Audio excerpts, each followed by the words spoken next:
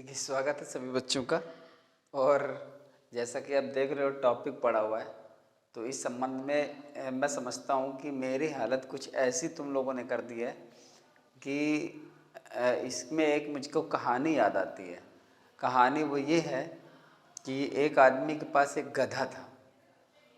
तो उस आदमी का एक लड़का भी था और उसने क्या किया कि उसको ऐसा लगा कि मुझे गधा बेच देना चाहिए, तो वो अपना गधा जनरली बेचने के लिए बाज़ार ले जा रहा था। साथ में लड़के को भी लिया था। तो लड़का उसकी लगाम पकड़ कर के आगे चल रहा था और पिता उसके पीछे चल रहा था।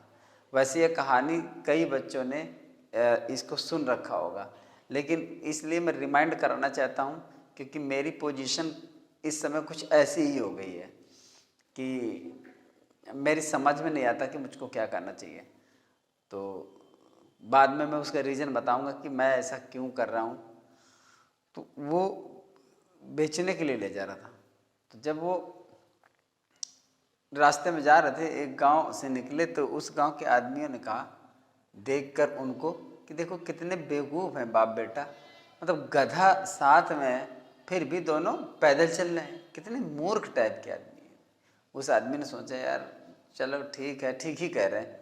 तो उसने क्या किया कि लगाम उस पिता ने खुद पकड़ ली, उस बूढ़े आदमी ने, और बच्चे को उसकी पीठ पे बैठा दिया। अब जब चलते चलते फिर कुछ लोग मिले, एक गांव के लोग, तो उन्होंने देखो कितना है बेवकूफ़ टाइप का लड़का है ये, बूढ़े बाप को पैदल चलवा रहा है और अपना सवारी में बैठा हुआ गधे की पीठ पे बैठा है। तो उसने क्या किया कि उसने सोचा कि यार हो सकता है सही कह रहे हो। तो उसने क्या किया कि बच्चे को लगाम पकड़वा दी और गधे पर अपना बैठ गया।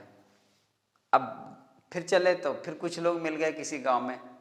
तो उस गांव के लोग बोले, देखो कितना बेशरम और बेवकूफ़ आदमी है, बड़ा निर्दयी टाइप का आदमी है, अपना गधे के ऊपर बैठा है और बच्चे को पैदल चलवा रहा। तो उसने सोचा बड़ी प्रॉब्लम है यार, बैठते नहीं तब भी, और बच्चा बैठा था तब भी, और मैं बैठ गया हूँ तब भी। तो उसने क्या किया कि बच्चे को भी अपने पीछे बैठा लिया। अब अपना दोनों चल पड़े। तो दोनों बाप बेटे गधे के ऊपर बैठे। तो जब वो आगे और चले तो कुछ लोग और मिले, बोले बहुत दोनों बिल्कुल एकदम निर्दयी हो गए हैं, उस बूढ़े कमज़ोर गधे को दोनों बाप बेटा जान से मार डालना चाहते हैं। ऐसे लोग हैं, बताओ, इनको इतनी समझ में नहीं आ रही कि उसके ऊपर दो दो लोग बैठे हैं, आखिर गधा ही तो है। तो बड़ी बड़ी आफत है। वो दोनों उतरे और दोनों ने क्या किया कि भाई अगर खाली लेके चल रहे हैं तो दिक्कत है, एक बैठता तो दिक्कत है, ये बैठता तो दिक्कत है, दोनों बैठे तो दिक्कत है। तो उन्होंने क्या किया कि एक लाठी लिए थे, गधे के आगे पीछे के पैरों को बांधा, उस पर लटका लिया। भाई किसी तरह संभव नहीं है कि चलो भाई, अब जब लटका लिया, आगे एक नाला पड़ता था, नदी पड़ती थी, गधा उसमें फड़फड़ाया और छलांग मार दी। कुल मिलाकर कहानी का ये मतलब हुआ कि आजकल की इस दुनिया में मतलब किसी चीज़ को ले करके आदमियों को संतुष्ट करना बहुत मुश्किल है। हम मतलब ये नहीं कर सकते कि नहीं, हाँ सामने वाले को किस तरह हम खुश रख सकते हैं। तब किसी ने ये कहा कि आप अपने हिसाब से चलो, अपना काम अपने ढंग का करो, और किसी को देख करके अगर आप चलते हो या किसी के कहने पे चलते हो, दुनिया को देख कर चलोगे तो चल नहीं पाओगे। खैर मेरे संबंध में कुछ ऐसा नहीं है, क्योंकि मेरा काम कुछ ऐसा नहीं है। काम ऐसा है कि विद्यार्थियों से जुड़ी बात है, छात्रों से जुड़ी बात है। तो मैं समझता हूँ कि भाई मैं ये काम किसके लिए कर रहा हूँ। देखिए थोड़ा सा कॉन्सेप्ट मेरा अलग रहता है। काम किसके लिए कर रहा हूँ? काम विद्यार्थियों के लिए कर रहा हूँ, बच्चों के लिए कर रहा हूँ, छात्रों के लिए कर रहा हूँ, और वो जैसा कह रहे हैं मैं वैसा कर रहा हूँ। हालांकि कई टॉपिक मेरे बीच में पेंडिंग पड़े हुए हैं। अब मुझे ये पता नहीं कि मंजिल कब मिलेगी और कैसे मिलेगी, मिलेगी भी या नहीं मिलेगी। तुम ये कहते हो सर ये बात, मैंने कहा चल ठीक है। तुमने कहा सर ये बात, मैंने कहा चलो ये भी ठीक है। तुमने कहा ये बात नहीं सर, ये बात नहीं, ये बात, मैंने कहा चलो ये भी ठीक है। अब देखते क्या होता है, कुछ पता नहीं है कि मंजिल किधर पड़ती है। अंधकार में चल रहा हूँ मैं, और सबसे ज़्यादा मुझको भरोसा तुम लोगों पे है। अब चल रहा हूँ, बाकी मुझे खुद नहीं पता कि मैं सही रास्ते पे चल रहा हूँ कि नहीं, मंजिल कितनी दूर है, कैसे मिलेगी, मुझे नहीं पता। कोई कहता है सर सिंथेसिस, कोई सर प्रीपोजिशन, कोई कहता है पार्ट्स ऑफ स्पीच। अब पार्ट्स ऑफ स्पीच तो ये लेके चल रहा था मैं, आर्टिकल मैंने ख़त्म किए, मैंने नाउन ख़त्म किया, अब मैं प्रोनाउन लेकर चल रहा था, फिर मैं एडजेक्टिव लेकर चलता, फिर मैं एडवर्ब लेकर चलता, फिर मैं प्रीपोजिशन लेकर चलता, कंजंक्शन लेकर चलता, फिर इंटरजेक्शन लेकर चलता। तो पार्ट्स ऑफ स्पीच तो एक समय वो था जब मैं कहीं एंटोनीम्स, सिनोनीम्स और वन वर्ड सब्स्टिट्यूशन, होमोफोन्स और ये सभी स्पेसिफिक वर्ड्स में पढ़ा रहा था। तब लड़कों ने कहा कि सर वो पार्ट्स ऑफ स्पीच पढ़ाइए। पार्ट्स ऑफ स्पीच के कमेंट बहुत आते थे, मैंने पार्ट्स ऑफ स्पीच पढ़ा ली। मुझे ये नहीं समझ में आता रहा कि मतलब पढ़ा रहे हो, पढ़वा रहे हो कि चेक कर रहे हो। तमाम ऐसे यूट्यूबर्स हैं जिनके ढेर सारे कमेंट मैं देखता हूँ, लेकिन वो किसी का भी रिस्पॉन्स नहीं देते हैं और वो अपने ढंग से चलते हैं। ये मैं जानता हूँ, मैं ऐसा कर सकता हूँ, बट मैं अपने नेचर की वजह से मैं कर नहीं पाता। मैं सोचता हूँ कि चलिए अभी एक बच्चे ने लगातार कमेंट किए, सर प्रिपरेशन पढ़ाई, सर प्रिपरेशन, हर वीडियो पे कमेंट कर रहे थे। मैंने उसको कहा भी, लेकिन फिर भी मैं अंदर अंदर सोचता रहा कि मतलब वो सोचेगा कि पता नहीं सर मेरी बात।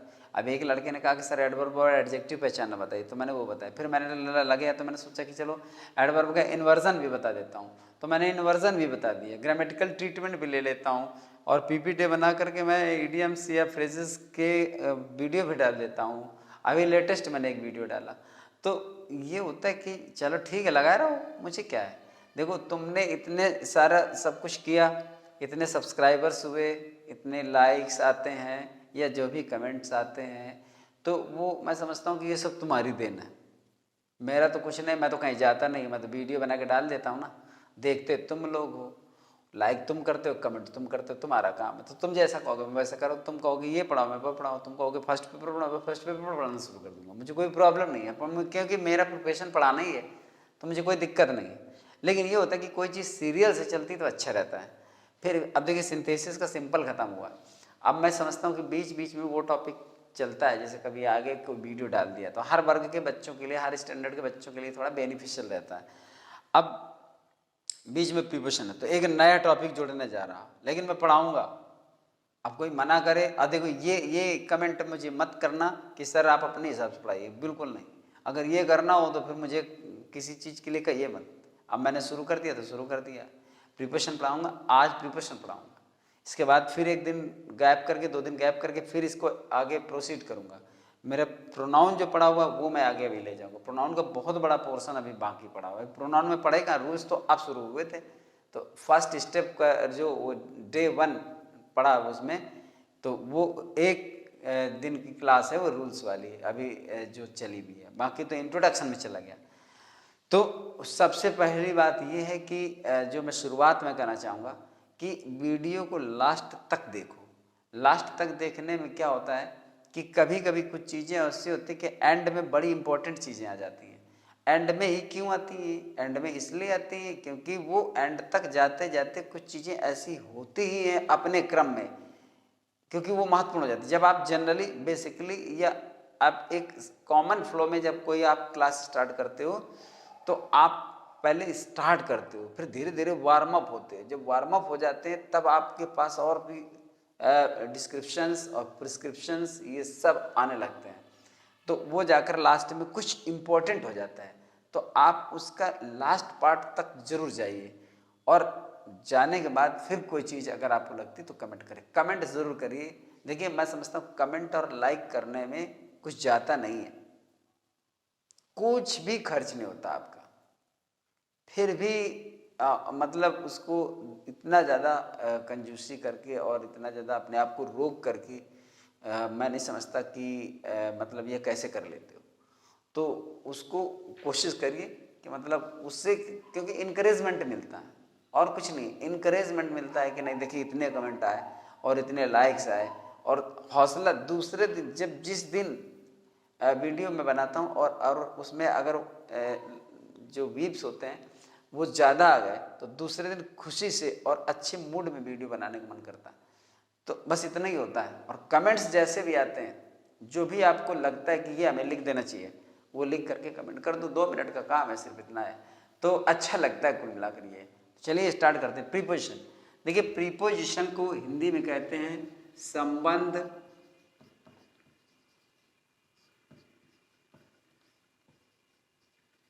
सूचक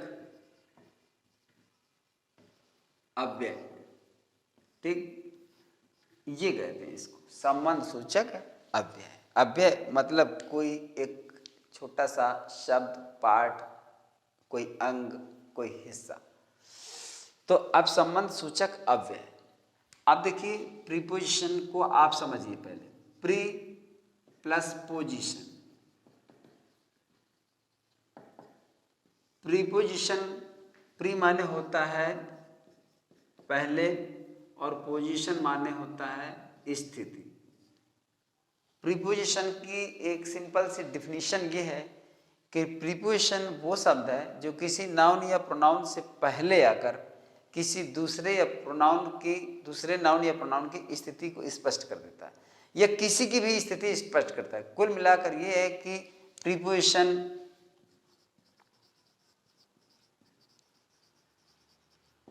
प्रीपोजिशन फॉलोज बाय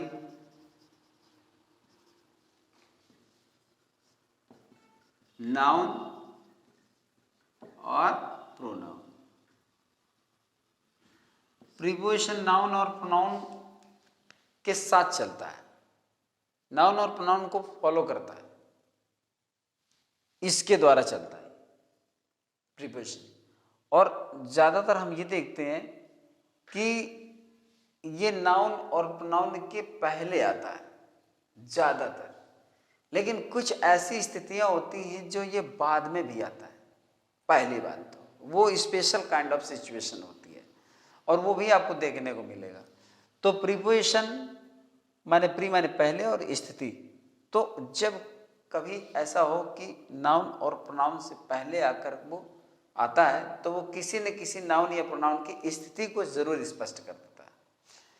स्थिति के साथ साथ क्या होता है, क्योंकि नाम इसका स्थिति सूचक अव्यय नहीं है, संबंध सूचक अव्यय है, तो वो क्या करता है, स्थिति को भी स्पष्ट करता है, साथ में संबंध भी जोड़ता है। जैसे हम कहते हैं the cat is on the mat. छोटे से एग्जाम्पल के जरिए हम समझते हैं इसको। द कैट एक नाउन है, द मैट भी एक नाउन है। तो ये नाउन से पहले आया और इसने स्थिति स्पष्ट कर दी। बिल्ली कहाँ पर है, चटाई पर है। अब ये दोनों में अगर हम इसको हटा दें तो इन दोनों में इसका कोई कनेक्शन नहीं है, तो ये संबंध भी जोड़ रहा है। तो ये संबंध भी जोड़ता है और स्थिति को भी स्पष्ट करता है। अब ऐसे बहुत सारे प्रोनाउन हम पढ़ने वाले हैं, लेकिन जब डीपली पढ़ेंगे तब प्रोनाउन के हम मर्म को समझ पाएंगे। वैसे प्रोनाउन क्या है कि प्रोनाउन का कोई स्पेशल रूल या कोई निर्धारित कोई सिद्धांत कुछ ऐसा नहीं मिलेगा आपको। इसकी प्रिपरेशन बाय प्रैक्टिस होती है, मतलब अभ्यास के द्वारा इसको हम कर सकते हैं। लेकिन कोई हम ये कह दें कि नहीं डाइट के साथ ऑफ ही आता है, मतलब he died of malaria, he died of cholera, अगर हम डाइट के साथ ये कह दें कि ऑफ ही आता है तो ये आप श्योर नहीं कह सकते हो, इसके लिए आप शर्त नहीं लगा सकते हो। क्योंकि हम कह दें कि ही डाइड ऑफ मलेरिया सही है, he died in the battle, वो युद्ध में मर गया। He died for his country, वो अपने देश के लिए मर गया, तो डाइट के साथ फॉर आ रहा है, डाइट के साथ इन आ रहा है, डाइट के साथ ऑफ आ रहा है। He died from heart attack, वो हृदय घात से मर गया, ये फ्रॉम आ गया यहाँ पर। तो यहाँ पर क्या है कि उसको हम निर्धारित नहीं कर सकते। जैसे हमने कहा मे कहा, ठीक है ना। अब मे की अंग्रेजी ये थोड़ी नहीं है कि मे की अंग्रेजी, अब कोई आपसे पूछेगा मे की अंग्रेजी क्या होती, तो आप क्या कहोगे, इन होती। लेकिन हमने कहा वो बस में आया तो आपको लगाना पड़ेगा बाई बस। ये पेन मैंने 10 रुपये में खरीदा तो आप लिखोगे 10 रुपीज, यानी फॉर लग जाएगा, ठीक है ना। तो ये थोड़ी, अब यहाँ पर जैसे ये उधर फॉर 10 रुपीज हो गया। ये कह दिया कि प्लेट में 2 सेब हैं तो ऑन द प्लेट लगाना पड़ेगा आपको। अगर कह दिए इस संसार में कोई अमर नहीं है तो इन द वर्ल्ड लिखना पड़ेगा आपको।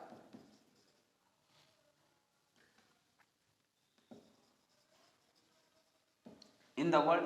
नदी में पुल है, अब नदी में पुल है तो ओवर द रिवर आपको लिखना पड़ेगा। मतलब अंतर पड़ता, उसके सिर में बाल नहीं है तो ऑन हिज हेड पर लिखना पड़ेगा, ऑन हिज हेड लिखना पड़ेगा। बकरी कुएं में गिर गई तो इनटू द वेल लिखना पड़ेगा। मतलब ये नहीं है कि मेक अंग्रेजी इन ही है, यहाँ मेक अंग्रेजी बाय है, यहाँ मेक अंग्रेजी फॉर है, यहाँ मेक अंग्रेजी ऑन है, यहाँ मेक अंग्रेजी इन है, यहाँ मेक अंग्रेजी ओवर है, यहाँ मेक अंग्रेजी ऑन है, यहाँ मेक अंग्रेजी इनटू, मतलब बदल रहा है। इसका कोई कारण, कोई इसका कोई प्रैक्टिकल मतलब कोई रूल नहीं है, ये केवल इंग्लिश का अपना एक तरीका है कि जहां पर हम इस तरह से बदल, मतलब सिचुएशन और कंडीशन के हिसाब से इन चीजों को लेते हैं। कोने में इन द कॉर्नर होता है, एट द कॉर्नर भी होता है। ये नहीं है कि उसमें हम में आ रहा है तो इन ही लगाएगा, ये कोई जरूरी नहीं होता। तो ऐसे सिचुएशन आपकी ये जैसे बदल रही है, भाई दरवाजे में, कोई दरवाजे में खड़ा है तो एट द डोर लगेगा। अब इन द डोर लगा के देखो, आप समझ जाओगे कि हम गलत कर रहे हैं। Someone is waiting at the door, कोई दरवाजे पर प्रतीक्षा कर रहा है। Someone is waiting in the door, गलत।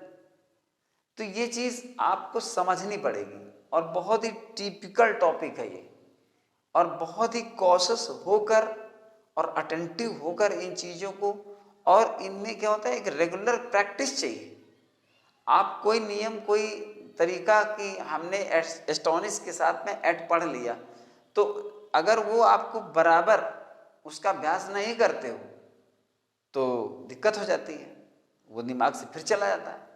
तो बाय प्रैक्टिस आपको वो चीज़ मजबूत करनी पड़ती है। टॉपिक बहुत अच्छा है, मैं खुद ही पढ़ाना चाहता हूँ, लेकिन ये है कि मैं सारी चीज़ इधर का उधर लेकर नहीं पढ़ाना चाहता उसमें, क्योंकि ऐसा होता है कि मान लीजिए आप जितने भी मेरे सब्सक्राइबर्स हैं वो तो देखते ही हैं, बल्कि अनसब्सक्राइबर्स भी देखते हैं। तो उनको क्या होता है कि उनको एक सिस्टमैटिक मटेरियल चाहिए होता है कि सीरियल वाइज कोई चीज़ उनको मिले। एक वीडियो डाल करके फिर 15 दिन नहीं मिला, हो सकता है उनको प्रीपोजिशन ही चाहिए, जैसे हो सकता है उनको प्रोनाउन ही चाहिए। अब एक वीडियो मैंने बनाया प्रोनाउन के बाद, फिर मैंने इन्वर्जन पढ़ाया, फिर मैंने पीपीटी बनाई, फिर इसके बाद आज प्रीपोजिशन पढ़ा रहा हूँ। अब वो वेट कर रहा है, तो मैं ही थोड़ी हूँ, बहुत सारे लोग हैं जो पढ़ा रहे हैं, वो इधर से उछल कर उधर चला जाता है। इसलिए कुछ चीज़ें ऐसी होती हैं कि हमको पेशेंस की ज़रूरत होती है, धैर्य की आवश्यकता होती है। और वो चीज़ करना, जैसे क्या था कि एक मतलब कुछ त्याग और बलिदान और धैर्य और कोई चीज़ छोड़ने। देखो भौतिक युग में क्या है, इस भौतिक संसार में कभी कभी कुछ चीज़ें ऐसी होती हैं कि आदमी उपदेश देने में बहुत ज़्यादा सक्षम समझता है अपने आप को, और जो वो कह रहा होता है वो समझता है कि मुझसे बढ़िया राय या उपदेश कोई दे नहीं सकता। जैसे मैं ज़्यादातर देता रहता हूँ और मैं समझता हूँ कि नहीं नहीं मैं तो बहुत बढ़िया बात बता रहा हूँ, जबकि मैं जानता हूँ कि मुझसे बढ़िया बातें लड़के जानते हैं। पर ये होता है कि नेचर है और आदत पड़ी है, तो ये समझिए कि आदत से मजबूर हूँ कि मैं सारी बातें करना रहता हूँ। एक ट्रेन में एक संत चढ़ गए, उनके पास थोड़ा सा बोरिया बिस्तर अम्बल कम्बल टाइप का कुछ तमाम था, रैक में ऊपर सामान रखा, अपना बैठ गए। इसके बाद एक और साधारण मनुष्य, एक व्यक्ति चढ़े, सज्जन पुरुष, उनके पास भी काफी सामान था, और ऐसे करके बैठ गए, सामान रखा और बैठ गए। ऐसे करके पैसेंजर्स आते गए और बैठते गए। अब देखो जो एक वो सज्जन व्यक्ति था वो बोला कि अब उनको देखिए आदत है बोलने की और दूसरों की कमियां निकालने की और कमेंट करने की। वो बोले भाई बड़ा विचित्र काम है, कलयुग आ गया, कलयुग। तमाम और बैठे थे, हाँ हाँ कलयुग तो आ गया, बात सही है, बड़ा बुरा जमाना आ गया। बोले देखो अब जितना सामान हमारे पास है उतना संत के पास है, उतना महात्मा ही लेकर चलते हैं। महात्मा ट्रेन पे सफर कर रहे हैं, हम भी ट्रेन पे सफर कर रहे हैं, सब कुछ एक ही जैसा तो है, तो संत और साधारण मनुष्य में अंतर कहाँ रह गया? बस कपड़े के तो अंतर है। वो बोले हाँ हाँ बहुत अच्छी बात आपने कही, बिल्कुल सही कही। संत भी सहमत हो गए कि नहीं नहीं नहीं बात आपकी बिल्कुल सही है भाई, हम मानते हैं। वो ज्यादा उन्होंने कुछ कहा नहीं। ऐसे इधर उधर की बातें होती रही अपने चलते रहे। एक जगह एक प्लेटफॉर्म पर ट्रेन रुकी तो सज्जन पुरुष बोले लाओ थोड़ा सा टहल पी ले जाए, पानी वानी पी ले जाए, कुछ चाय नाश्ता वगैरह। संत बोले चलिए मैं भी चलता हूँ, है ना दोनों। बोले सामान मेरा भी तो रखा है, जितना सामान आपका उतना मेरा भी है।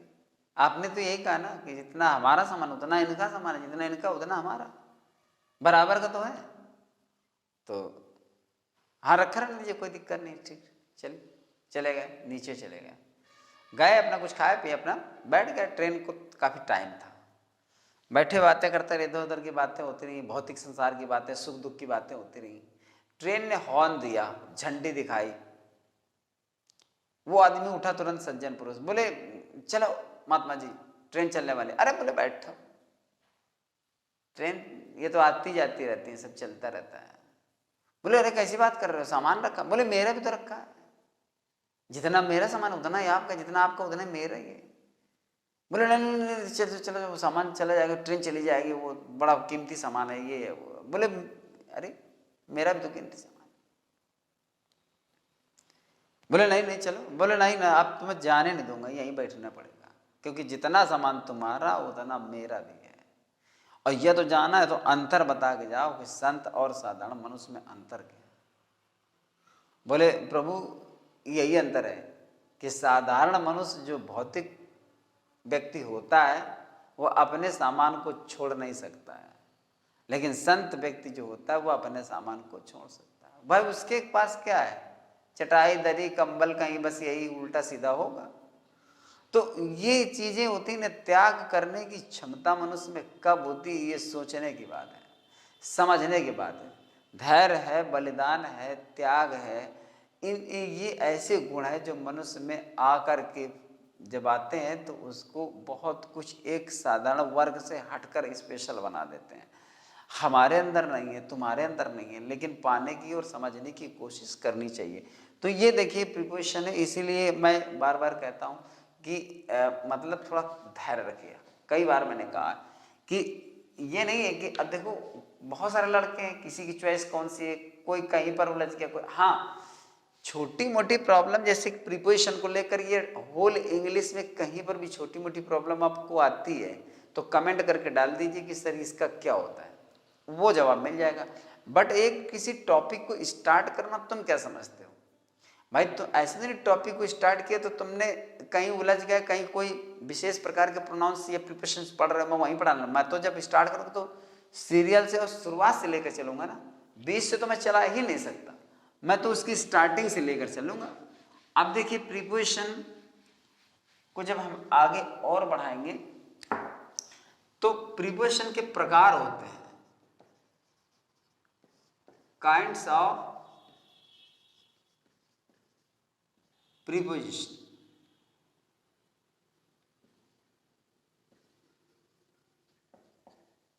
Kinds of preposition. अब देखिए काइंड्स ऑफ प्रिपोजिशन के प्रकार कैसे होते हैं। प्रिपोजिशन का पहला प्रकार है simple preposition.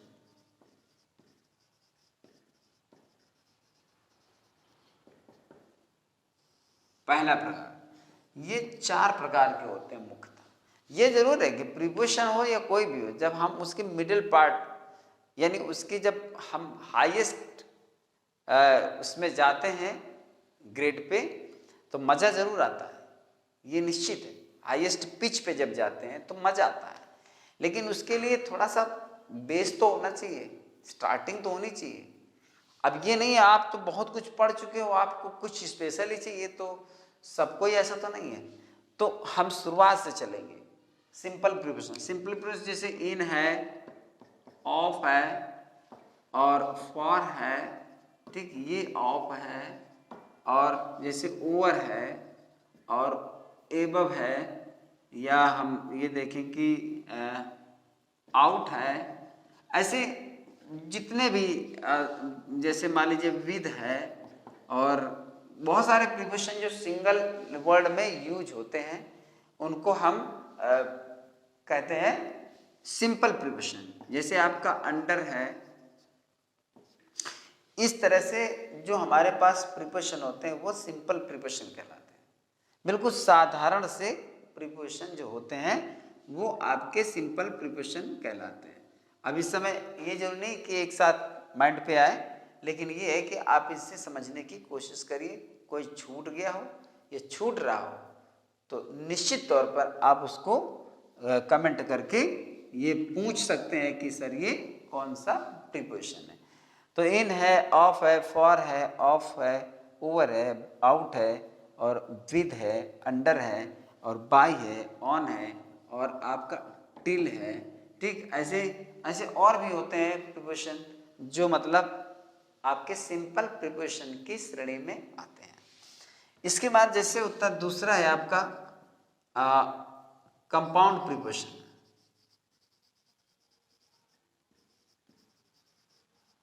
Compound preposition, compound preposition जो होते हैं वो संयुक्त प्रीपोजिशन होते हैं। संयुक्त प्रीपोजिशन का मतलब होता है, जैसे आपने देखा विदाउट है, जैसे विद इन है, जैसे एमंग है, जैसे एमंगस्ट है, ये है आपके, जैसे बिलो है।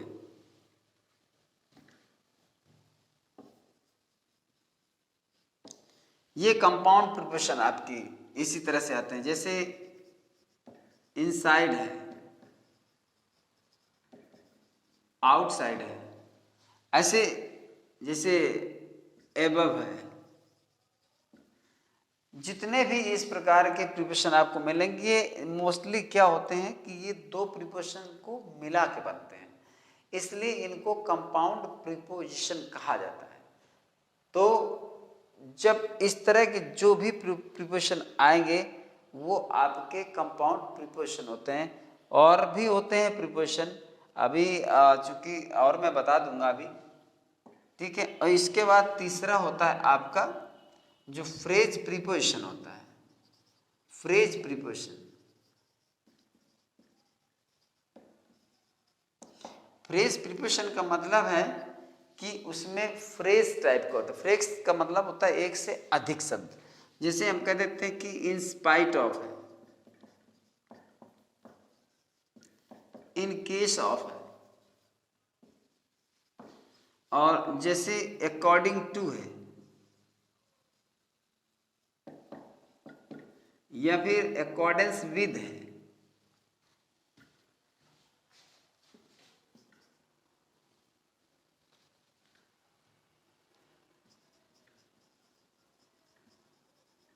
अकॉर्डेंस विद है, या फिर जैसे देखा जाए कि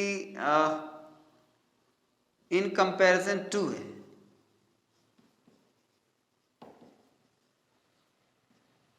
इन कंपैरिजन टू है। और भी फ्रेज प्रीपोजिशन जैसे आते हैं, in spite of, in case of, according to, accordance with, और इन कंपैरिजन टू, और आ जाता है जैसे by means of, by means of, और जैसे आ जाता है ओविंग टू, ठीक है, जैसे आ जाता है ड्यू टू। ऐसे जितने भी होंगे, मतलब प्रीपोजिशन में अगर एक से अधिक शब्द है तो वो आपका फ्रेज प्रीपोजिशन कहलाता है। तो simple preposition in, of, for, of, over, out, with, under, by, on और टिल ऐसे लग जाते हैं। तो ये हो गए आपके सिंपल।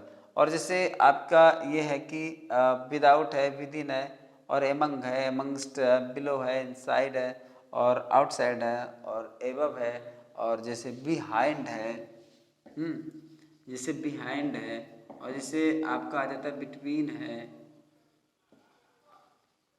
ठीक, ऐसे करके बहुत सारे होते हैं जो आपके कंपाउंड प्रीपोजिशन होते हैं, और ये है आपके फ्रेज प्रीपोजिशन। फिर चौथा होता है आपका पार्टिसिपल प्रीपोजिशन। पार्टिसिपल प्रीपोजिशन, अब पार्टिसिपल प्रीपोजिशन में जैसे आ गया कि कंसीडरिंग है, इनका प्रयोग होता तो कम है लेकिन होते हैं। कंसीडरिंग है, जैसे कंसर्निंग है,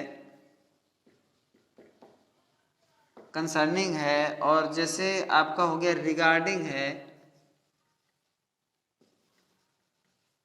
रिगार्डिंग हो जाता है, जैसे पेंडिंग होता है, और टचिंग का भी आपका प्रयोग हो जाता है प्रीपोजिशन, पार्टिसिपल प्रीपोजिशन की तरह। तो इस तरह से जैसे कंसीडरिंग, हाँ लेकिन जैसे ड्यूरिंग है तो ड्यूरिंग आपका आना चाहिए सिंपल प्रीपोजिशन में, ड्यूरिंग, क्योंकि उसमें कोई कंपाउंड भी नहीं है, और आईएनजी को हम ये नहीं कह सकते कि इसमें आईएनजी लगा हुआ है, क्योंकि आईएनजी हटाने पर ऐसा नहीं है कि कोई आपका बेसिक वर्ड मिले, इसलिए ड्यूरिंग जैसे सिंपल प्रीपोजिशन की कैटेगरी में उसको हम रख सकते हैं। तो ये सिंपल और कंपाउंड और इसके बाद फ्रेज और इसके बाद पार्टिसिपल प्रीपोजिशन के प्रकार है। पार्टिसिपल प्रीपोजिशन से मतलब ये है कि प्रेजेंट पार्टिसिपल के फॉर्मेशन में होते हैं, ये स्ट्रक्चर में कंसीडरिंग आईएनजी करके, कंसर्निंग, रिगार्डिंग और पेंडिंग, ठीक है, और टचिंग, ऐसे करके ये हो जाता है। तो ये सभी आपके, अब जैसे इसका यूज कुछ इस तरह का होता है,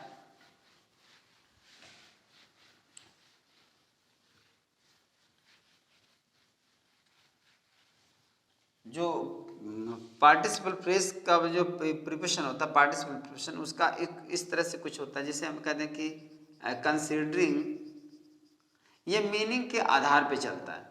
considering the quality of this product, the prices of the prices are reasonable। तो वो इस तरह का प्रिपरेशन होता है। Considering the quality of this product, इस प्रोडक्ट की गुणवत्ता पर विचार करते हुए, और अगर विचार किया जाए तो कीमतें तर्क संगत है, मतलब कीमत ठीक है, ये मतलब है।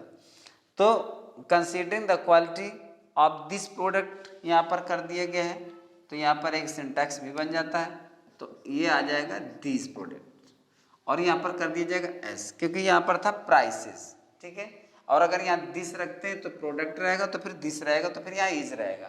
तो इस प्रकार से अब सेंटेंस सही है, considering the quality of these products the prices are reasonable. अगर इन उत्पादों की हम गुणवत्ता पर विचार करें तो गुणवत्ता पर विचार करते हुए कीमतें उचित हैं। रीजनेबल का मतलब उचित या तर्कसंगत है। तो इस प्रकार से इसका प्रयोग मतलब आ जाता है। जिससे आ जाता है कि pending the inquiry into this matter,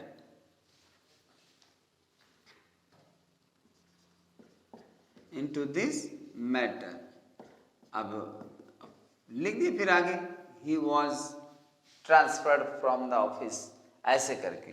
तो ये हो गया कि इस मामले में इंक्वायरी पेंडिंग है, तो उसको जो है ऑफिस से ट्रांसफर कर दिया गया। अभी उसके मामले की इंक्वायरी पूरी हो नहीं पाई, पेंडिंग। तो ये जो कंसीडरिंग आप देख रहे हो और ये जो पेंडिंग देख रहे हो, ये वही प्रीपोजिशन है जिनको अभी लास्ट में पढ़ा आपने, पार्टिसिपल प्रीपोजिशन। तो इस तरह से आज आपने पढ़ा प्रीपोजिशन क्या है और प्रीपोजिशन की वैल्यू क्या है। प्रीपोजिशन का कोई मतलब निर्धारित कोई सिद्धांत या कोई रूल्स ऐसे नहीं है। हाँ, ये है कि कुछ के रूल्स हैं, लेकिन वो रूल्स ऐसे भी नहीं है कि जहाँ पर आपने देख किसी शब्द के साथ में कुछ चीज़ें लागू होती हैं, लेकिन उनमें भी आपको बहुत ज़्यादा कुछ सख्त रहना पड़ेगा, बड़ा अटेंटिव रहना पड़ेगा, तब उन चीज़ों को आप दिमाग में रख पाओगे। बाकी अभी आपने प्रकार पढ़ा है, अगले वीडियो में इसके आपको मैं कुछ स्पेशल यूज दूंगा और फिर जाकर सिस्टमैटिक आपको शुरू होगा। तो पहले तो ये देखेंगे कि किस प्रकार के पोजीशन, मतलब प्रीपोजिशन के हम पोजीशन को देखेंगे। पहले सबसे पहले काम अब जो आएगा वो प्रीपोजिशन की पोजीशन देखेंगे कि पोजीशन कहाँ कहाँ पे होती है, किस तरह से होती है। साधारण तौर पर तो पोजीशन वही आपने देखा ना। अब जैसे आपने देखा, अभी आपने पढ़ा था कि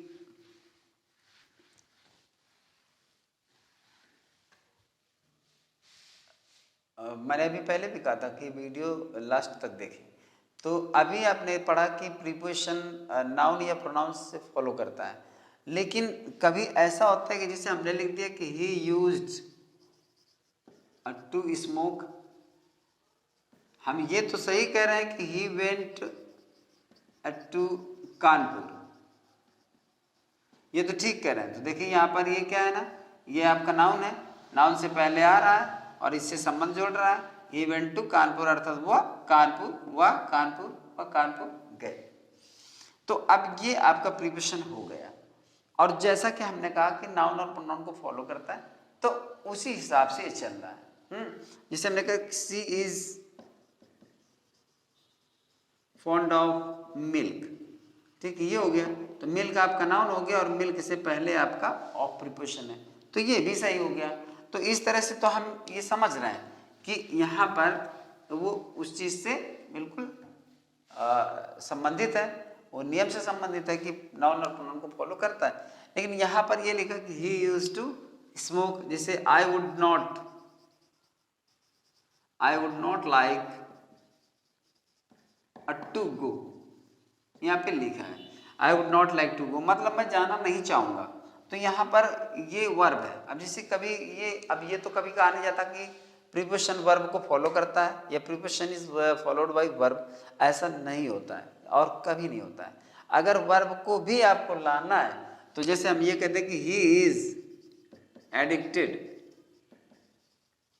टू, फिर क्या करेंगे, स्मोकिंग, फिर यहाँ पर आपको ये लाना पड़ेगा। अब ये आपकी वर्ब है, लेकिन ये वर्ब में आईएनजी लगा है, आईएनजी लगने से बन गया जीरंड, और जीरंड किसका काम करता है, जीरंड काम करता है नाउन को। इसलिए यहाँ पर इसको आप पूरी तरह से प्रीपोजिशन मान करके ये काम कर सकते हैं। लेकिन जो यहाँ पर आप देख रहे हो, यहाँ पर देख रहे हो, तो यहाँ पर ऐसा नहीं है, यहाँ पर नहीं है और ये वर्ब है। तो अब इसमें ये प्रीपोजिशन को हम सेपरेट रख करके प्रीपोजिशन नहीं कह सकते हैं। एक्चुअली ये टू प्लस वर्ब की फर्स्ट फॉर्म ये बन जाता है इन्फिनिटिव, ये पूरा आपका बन गया इन्फिनिटिव, ये इन्फिनिटिव बन गया, ये पूरा आपका बन गया इन्फिनिटिव, ये पूरा आपका इन्फिनिटिव बन गया, ठीक। टू प्लस वर्ब की फर्स्ट फॉर्म इन्फिनिटिव, ये टू प्लस वर्ब की फर्स्ट फॉर्म इन्फिनिटिव।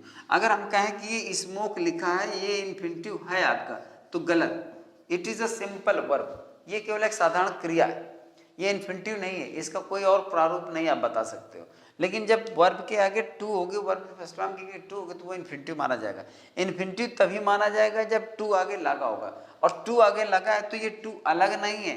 जैसे he went to Kanpur, to अलग है, कानपुर अलग है, ये टू अलग नहीं, ये इसी में शामिल है, इसी में शामिल है, ये एक अलग आपका ग्रामेटिकल टर्म बन गया, ये इसी में शामिल है। तो इसमें प्रीपोजिशन को हम अलग से काउंट नहीं कर सकते कि ये प्रीपोजिशन है और ये वर्ब है, ये प्रीपोजिशन और वर्ब है, लेकिन उसका नाम बनकर के बन गया इन्फिनिटिव। और इन्फिनिटिव पूरा एक प्रकार की क्या होती है, इन्फिनिटिव एक प्रकार की वर्ब होती है, जिसको हम नॉन फाइनाइट वर्ब कहते हैं।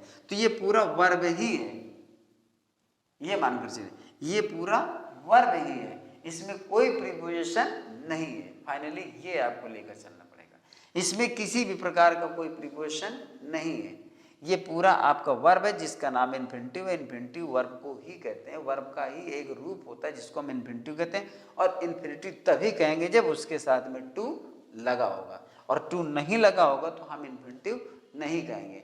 तो है ये प्रीपोजिशन हम मानते हैं, लेकिन ये जब इन्फिनिटिव बन जाता है तो प्रीपोजिशन को काउंट करना बंद हो जाता है, प्रीपोजिशन का कोई वहाँ स्थान नहीं रहता। इसलिए ये कहना बिल्कुल उचित है कि प्रीपोजिशन नाउन और प्रोनाउन को ही फॉलो करता है। तो आज की क्लास यहीं तक रहेगी, मिलते हैं अगले वीडियो में। प्रीपोजिशन हो या प्रोनाउन हो या क्या हो, या फिर जो तुम कह दो वो हो, पता नहीं तब तक कोई बच्चा क्या कमेंट कर दे तो क्या करना पड़े या क्या कर दे। अब मैं क्यों कर देता हूँ ये सब, ये मैं खुद ही नहीं जानता।